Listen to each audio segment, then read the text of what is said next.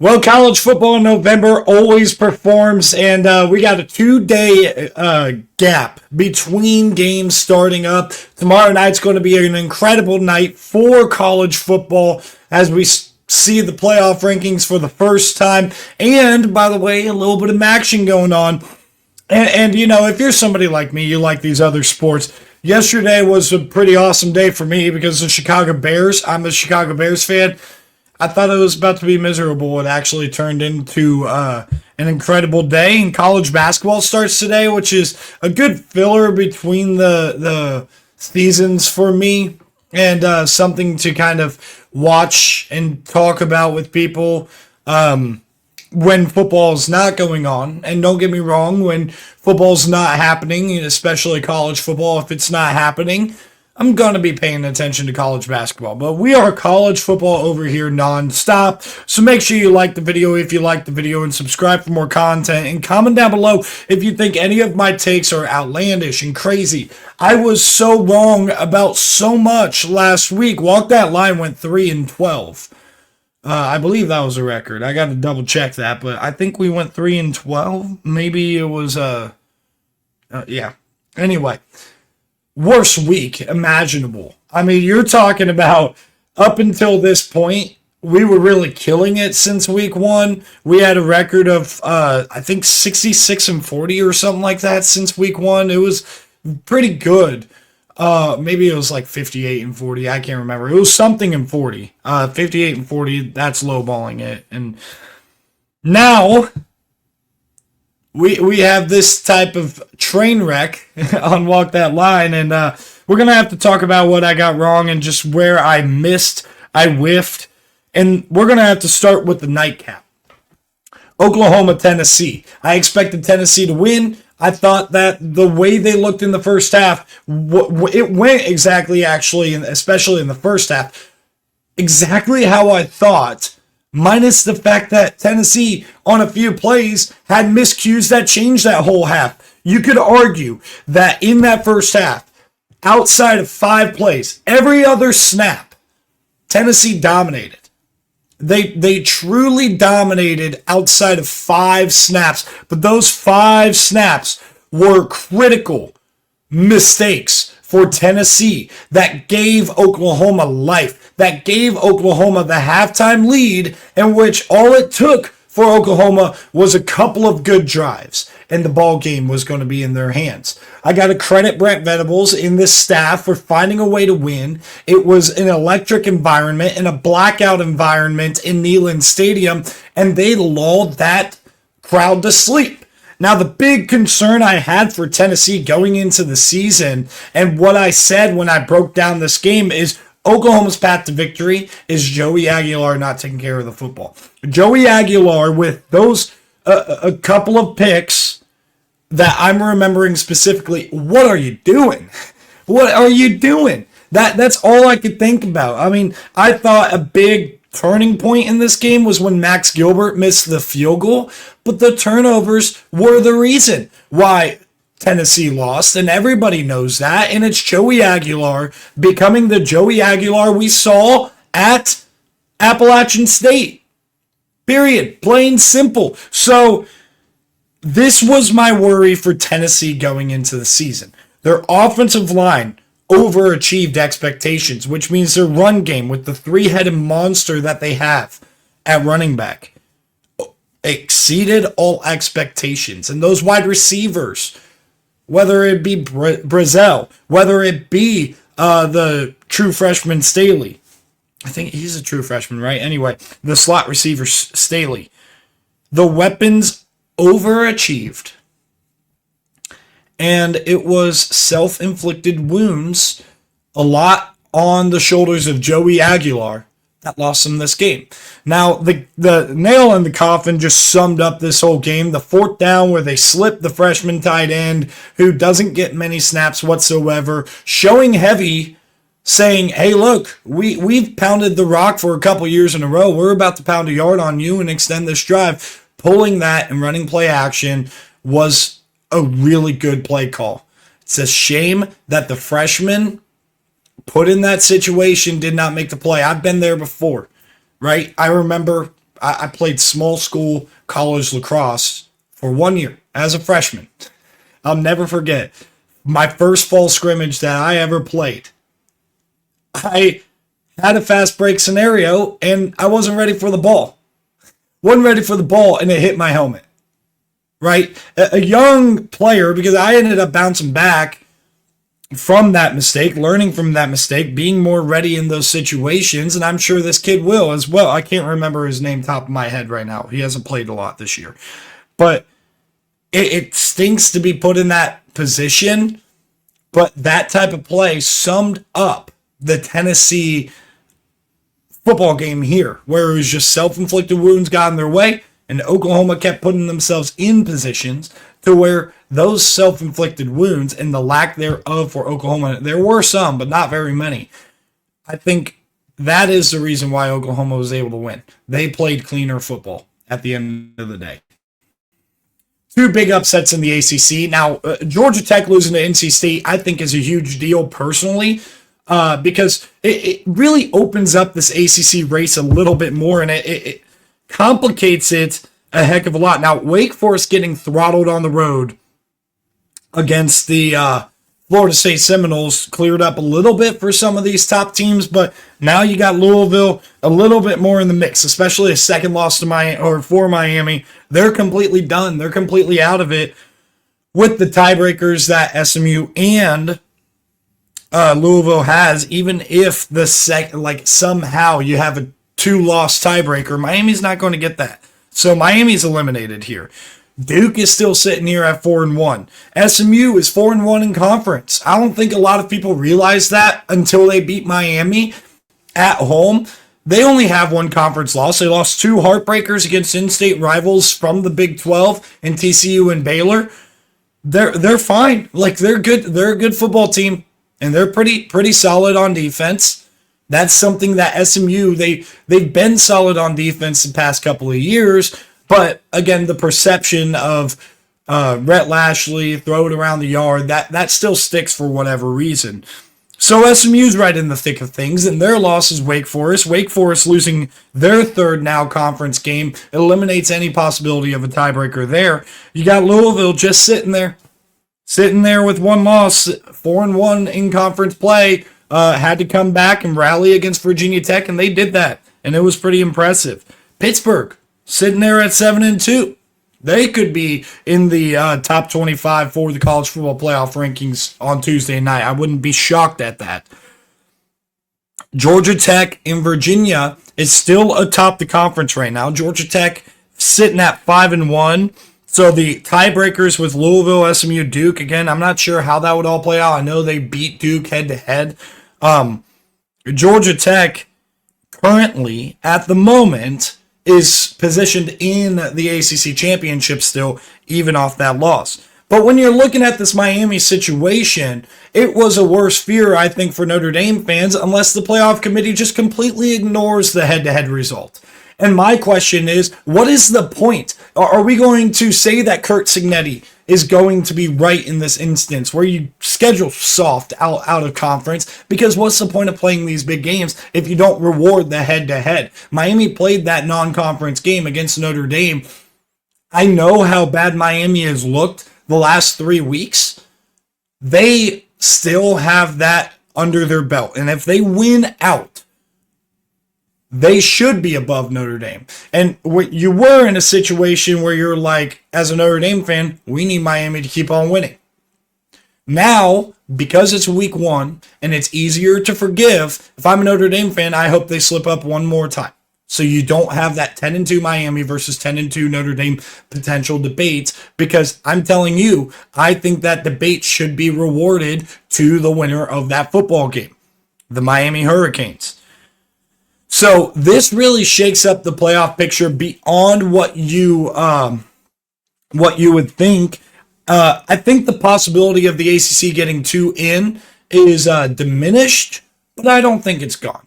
I don't think it's gone. Virginia, that was a crucial, tough victory to go get when you have not been playing your best football as of late against Virginia. So against Cal, excuse me. So I'll give them a lot of credit for that. Massive matchup coming up against Duke for the for the Who's over there, for the Cavaliers.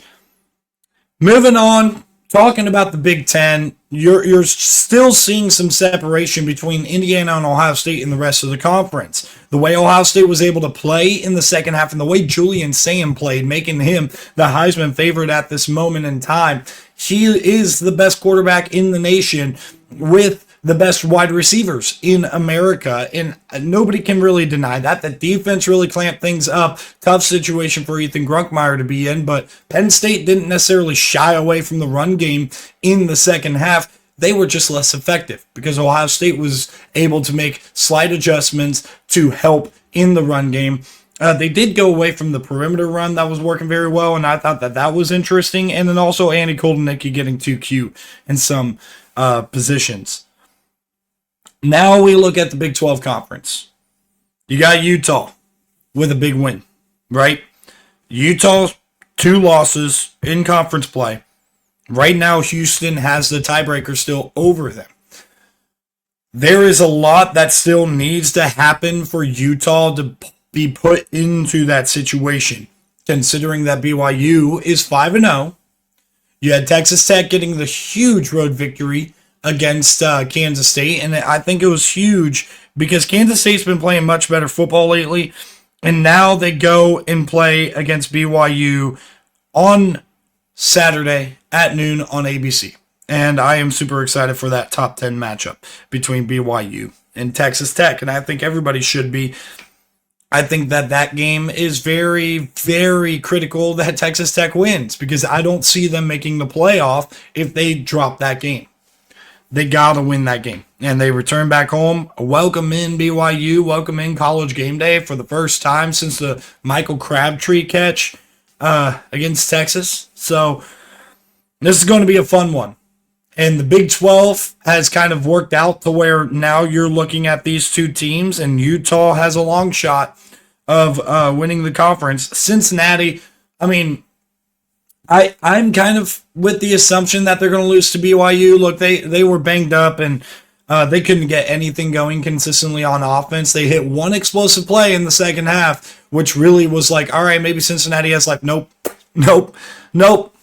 Utah put that one to bed real quick after that explosive play. So credit to Utah for the big win. Credit for Texas Tech surviving and handling business on the road. And that's kind of how things are shaping up in the Big 12.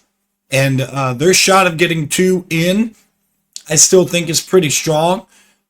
But BYU needs to be able to take care of business outside of that Texas Tech game. And they have gotten some very fortunate wins this year. And they need that fortune to keep up for the BYU Cougs. Real quick touch on the race in the group of 5. I am telling you guys right now, I believe James Madison is the best team in the group of 5, and they are not getting the respect they deserve. Memphis is everybody's darling. They were impressive on, what was that, Friday night? Yeah, Friday night against Rice. They were very impressive. That's a tricky spot to have to go on the road to Rice playing a triple option in a short week off an emotional victory, and I'm pretty impressed by that win. And Tulane got upset against UTSA. So I think now Tulane is more in spoiler mode than anything because you're looking at Tulane, 3-1 in conference. The path is still there. They still have opportunities ahead of them to try to win the American.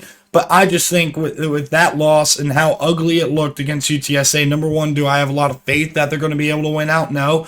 But number two, even if they do, that's a bad loss on a resume. And Memphis has the bad loss on the resume too. Guess what JMU doesn't have? That, which you want to talk about resume and you want to talk about quality victories. Memphis is going to cite the big win against USF.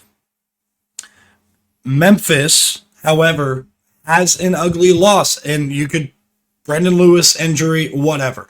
They lost to UAB, and UAB is very bad. You saw UConn drill them on Saturday.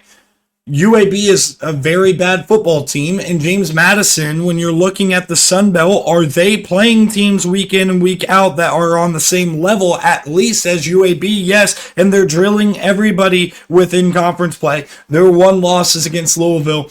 I think JMU deserves more respect, which transitions us to the top 25 this week. I am keeping Ohio State, Indiana, Texas A&M, BYU, Alabama, same top 5. I slid Georgia up because I had Georgia Tech ranked 6th. Georgia Tech lost. They're going to move down. And then we have Oregon, Ole Miss. You can flip-flop those. I had a debate between those in my own head. I think Ole Miss might be the better team, but I still kind of want to see more from the Rebels. Texas Tech and Virginia round up the top 10. Look, Virginia has been able to rally off a bunch of these victories. They weren't playing their best football, and now they get a crucial road victory against California. They just keep on winning, and you got to respect that. So I put them as the highest ranked ACC school, undefeated in conference play, technically speaking, over Georgia Tech, who has the same common opponent loss as Virginia, and then Louisville, who lost to Virginia, and that's their only blemish, and that's a top 10 team right there. So I have those ACC schools stacked up at 10, 11, and 12, all with one loss. I think that is deserving right there. Number 13, I have Texas. Again, I said it going into the week. I think they're going to be, this is one of the rare ones that I got correct here. I thought they were going to beat Vanderbilt.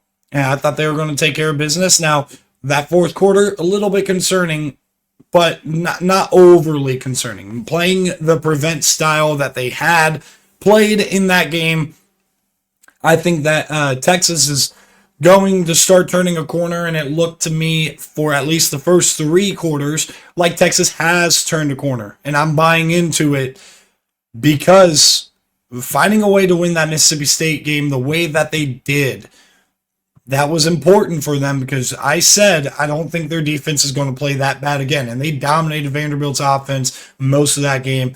Again, went to prevent. Vanderbilt was able to find success. I have Miami at 14. I didn't drop them too much because I have enough respect for SMU. But they also have a big win against Notre Dame, and I'm going to reward that. Now, will Miami move up a ton? No, I don't think they will. And they need a lot to happen still to make the college football playoff.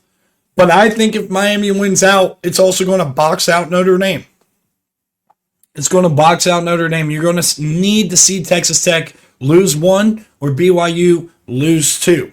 I think that's important. I also think you need to see Virginia, Georgia Tech, Louisville within your own conference, Miami.